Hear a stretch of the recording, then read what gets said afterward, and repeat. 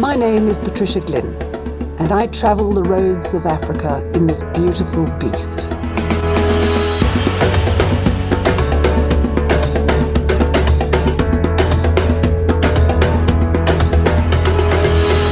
Welcome to a tour of my little home on not-so-little wheels.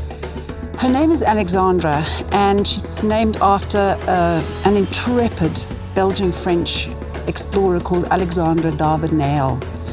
No doubt I'll be blogging about her in the future.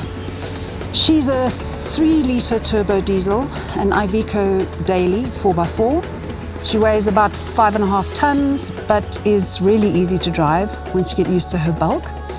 She has massive off-road capability, but still has all the luxuries that a lady traveller needs. You know, air conditioning and sprung seats, airbags, so on. The dogs travel on a wooden platform on the passenger seat so they can enjoy the sights as well. I have plenty of storage space. The water tank is 210 litres, and there are 2 fuel tanks which total 200 litres. My electrical system is driven by 3 solar panels, 2 on the roof, 1 at the back, which can be levered up. They have a total capacity of 770 watts, and they feed into 3 large deep cell batteries that can keep me going for at least a week when I'm stationary, and if the sun's out, of course. All very good and pretty standard in motorhomes. What delights me, though, is the design of my living space, which took quite some time for me to work out, although it looks deceptively simple, and even more time for my truck builders to pull off, and we'll get to those amazing people in a minute. I first built a little model of what I wanted, then a full-scale one made of brand ring, cardboard and plastic so that I could test the workability of my ideas and get a feel for whether or not I could live in such a tiny space for years on end. And this was a must-have for me. It's a drop-down veranda, and there are 2 big doors that open out onto it. That doubles my living area, and it gives the impression of a much bigger space than it actually is. The awning is strong enough to withstand quite a bit of rain and wind, and I have sides to it that I can put up if I need to. But finding the right people to build Alexandra proved to be tricky. I went to several motorhome builders, and I could see this patronizing expression come over their faces. A kind of metaphorical tap on the head for the little lady who has silly ideas. Until I found the Motorhome-World guys in the Cape. Their MD, Dennis Bowers, is a mechanical genius, and he listened to what I wanted and said, yeah, let's give it a shot. I know it was a massive headache for the team because my dream as well as my design were at stake. And I'd clung to this dream since I was a schoolgirl. But they did it, and they did it so beautifully. So, come and have a squiz inside. You see, there's plenty of room because the bed is put out of the way during the day. It's raised and lowered by means of a motorized winch. And I didn't want to feel like I was living in a cupboard, you see. I wanted to have the birds and nature as close as possible. So no small cupboards at eye level because I'm very tall. As large as possible, window opening out there, and of course the 2 double doors out here. This effectively doubles your living space, and you really feel that sense of space. This is quite obviously the kitchen with plenty of counter space. All of my kitchenware, etc. is in these drawers. They're pinioned down when we're off-roading.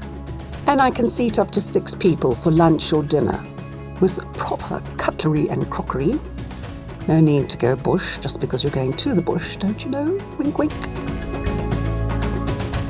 I have a fridge and a freezer, a microwave cum oven, so I really can cook just about anything. And everything that opens and shuts and is immediately accessible. A little inverter system is in here, along with my rubbish.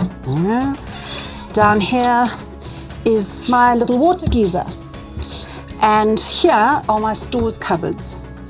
Now, what those do is obviously not only handle all my dry stores, but they double as a staircase to the roof.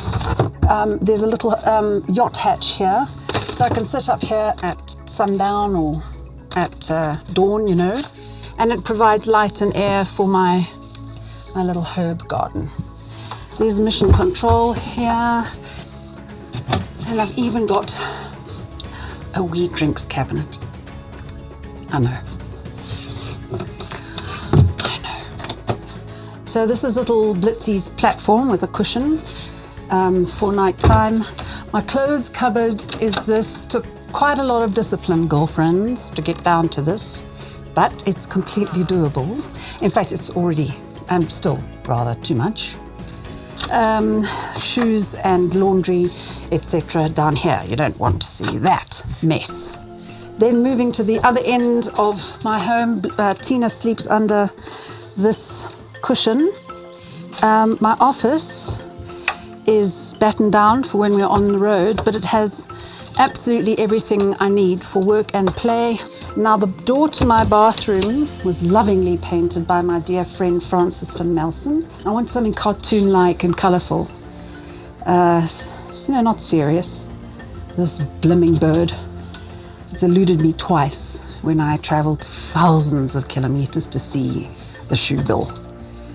My little bathroom is quite spacious again by motorhome standards. It's because the basin drops away, and I've got a loo, obviously, and a shower, but I very seldom use my indoor shower.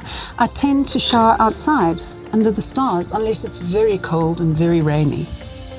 My connectivity is vitally important, not only because I'm podcasting and blogging from the road, etc., but because I travel alone, so my safety is paramount.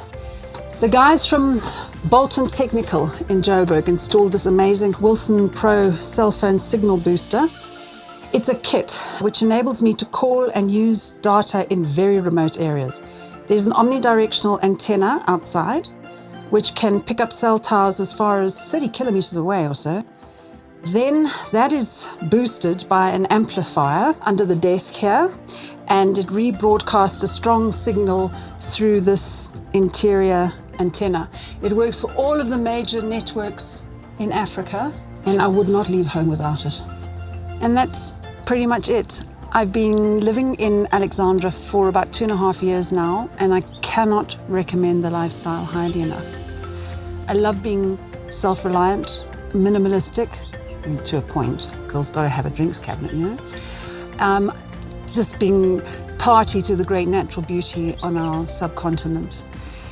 And I'm deeply grateful to all those who made this happen for me, notably Motorhome-World, and another dear friend, Hans van Melson, who does all of my tweaks and maintenance when I come back to Gauteng from my travels. If I can help you build your dream motorhome, just let me know.